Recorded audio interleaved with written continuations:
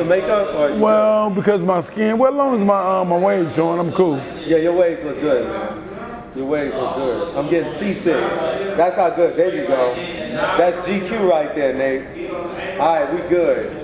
All right, Nate, how important are the fundamentals of boxing? Fundamentals are very important. Without the fundamentals, you know, if you wasn't, anybody that's fundamentally sound in whatever sport they do or whatever they do in life, fundamentals are the key. Being fundamental, everybody that's fundamentally sound in whatever sport they do go the farthest. Peyton Manning, Michael Jordan, Floyd Mayweather, James Tony. The fundamentally sound people is very important. So fundamentals are the key to anything that you do. Fundamentals are the key. Talk to me about balance. Well, you know, balance is so key because how good is your left hook if you're leaning too much to your right? How good is your right hand if your feet too wide? How good is your roll if your feet too close? Fundamental and balance are the key. Balance, fundamentals starts with the feet.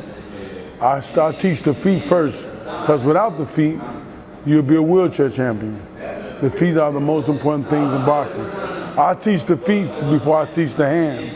It's very important. What do you mean by wheelchair champion? Well, what I mean, if you didn't have legs, if two fighters didn't have their legs to work, they'll fight in a wheelchair. Now, with no disrespect, but I was meaning that if your legs weren't there, you have to do it in a wheelchair.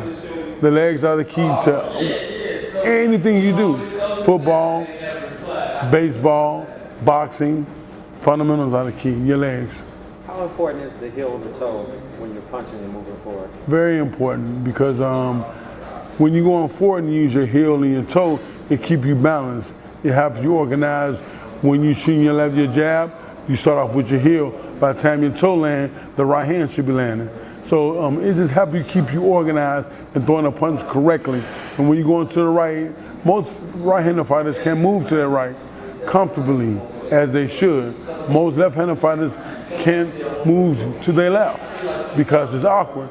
That's why I show a fighter when I'm training them from the beginning how to move to their right, and I do mostly stuff to the right more than the left because the right side for right-handed fighters I need it more. Why do right-handers need to move to the right more? Right-handers need to move to the right more because it's awkward for them.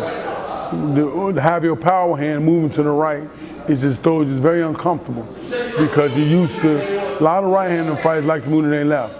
A lot of southpaws like to move to their right. But moving the opposite way, you have to keep that organized and keep it fundamentally sound because that's the harder side for you. The opposite side for the southpaw is the left-hand side, and the hard side for the right-handed fighter is the right side. So you just have to keep it even and keep it fundamentally sound. What happens if a fighter crosses their feet? When a fighter crosses his feet, it paralyzes them for a while.